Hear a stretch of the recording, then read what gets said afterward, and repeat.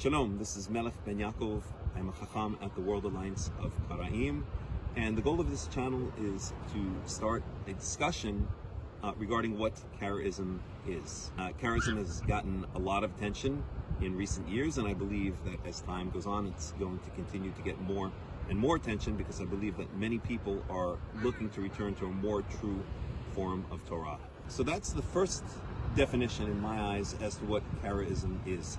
It's an attempt to understand and recapture a more original and more true form of the Torah.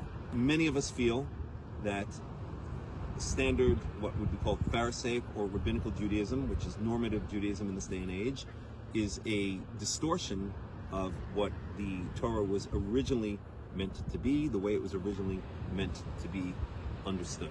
What Karaism is not. Karaism is not a literal interpretation of the Torah.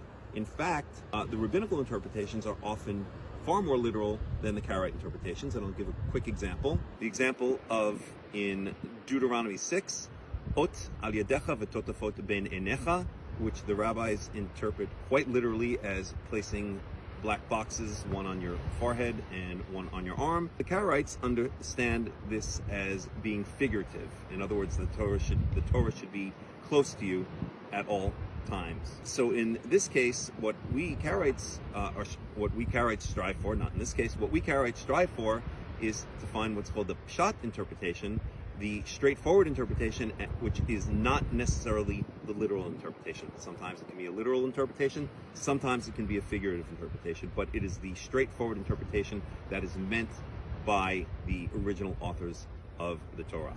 The second definition of what Karaism is, it's an attempt to understand how the ancient Israelites, and when I say the ancient Israelites, I mean the Israelites of the First Temple period and before the First Temple period, because the word ancient can mean a lot of different things. It's an attempt to understand how the ancient Israelites understood and perceived the Torah. And this is done through a number of different means. It's done by studying history or ancient cultures, in particular ancient Near East cultures. It's done by studying archaeology, in particular biblical archaeology, and it's done by studying language, in particular, especially Hebrew. What is Karaism not? It is not an acceptance of the rabbinical so-called oral law.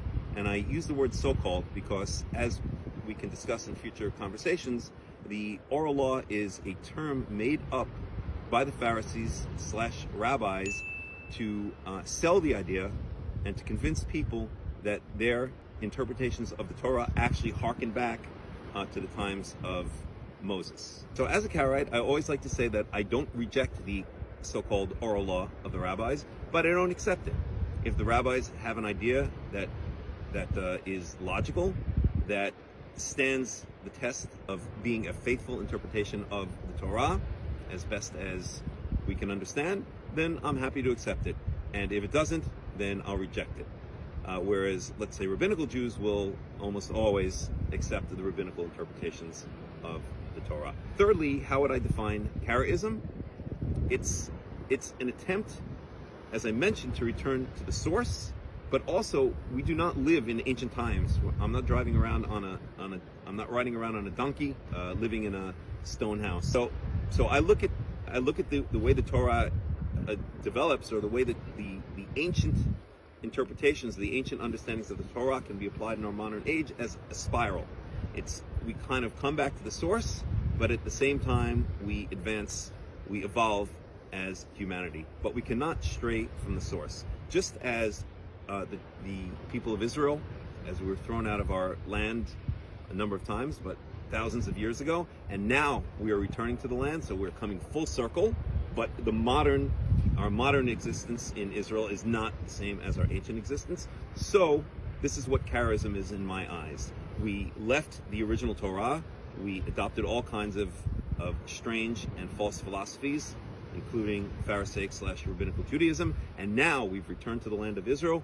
We need to return to the original Torah. What it does mean is returning back to the source, but evolving at the same time. Coming back with a new, more mature understanding of the world, of our place as the nation of Israel, and applying all that we've been through as a nation and as humanity to our application of the Torah in these current times. So that sums up, in a nutshell, what Karaism is.